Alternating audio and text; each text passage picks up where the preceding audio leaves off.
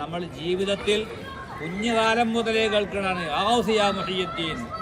അങ്ങനെ കേൾക്കുന്നവരെ ഹസ്രത്തിലുള്ളത്. സുബഹിന് ശേഷമുള്ള ഗൗസുൽ ആദം തങ്ങളെ വഅദിൽ പങ്കെടുക്കുന്നത് 70,000 ആളുകളാണ്. അത് കഴിഞ്ഞാൽ പിന്നെ ദർസാണ്. 8 ഫന്നുകളിൽ ദർസ് നടത്തും. 400 ചില്ലാന മല പോലെയുള്ള ആലിമീങ്ങൾ എഴുതാനുള്ള കലമും മഷിക്കുപ്പിയുമായി മുമ്പിലുണ്ടാകും. ഗൗസുൽ ആദമിന്റെ ഇൽമ് എഴുതിയെടുക്കുന്നവരായിട്ട് ഗൗസുൽ ആദമിന്റെ ദർസിൽ നിന്ന് പഠിച്ചു കഴിഞ്ഞിട്ടുള്ള ആരിഫീങ്ങളായ ഔലിയാക്കളായ ആലിമീങ്ങൾക്ക് എല്ലാ കൊല്ലവും 3000 പേർക്ക് സനദ് കൊടുത്ത് ദീനിന്റെ ഖിദ്മത്തിന് വേണ്ടി ഇറക്കുമായിരുന്നു.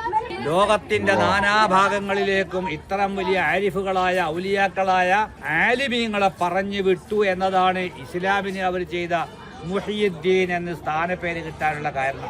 അബ്ദുൽ ഖാദിറാണ്. അബ്ദുൽ ഖാദിരിൽ മശ്ഹൂറു ഇസ്മി വജദ്ദി സാഹിബുൽ ഐനിൽ കമാലി.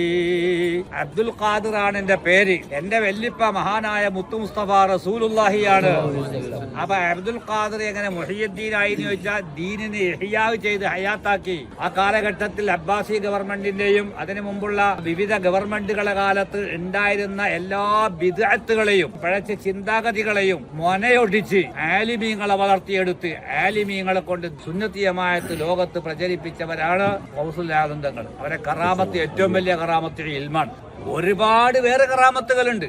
ഏറ്റവും വലിയ കറാമത്ത് അള്ളാഹുവിന്റെ ദീൻ ഹയാത്താക്കി ഇൽമ പഠിപ്പിച്ചു, ആലിമീങ്ങളെ ഉണ്ടാക്കി, ആരിഫീങ്ങളെ ഉണ്ടാക്കി എന്നുള്ളത് തന്നെയാണ്. അപ്പൊ അത്രയും വലിയൊരു ദർബാറിലാണ് നമ്മൾ ഉള്ളത്.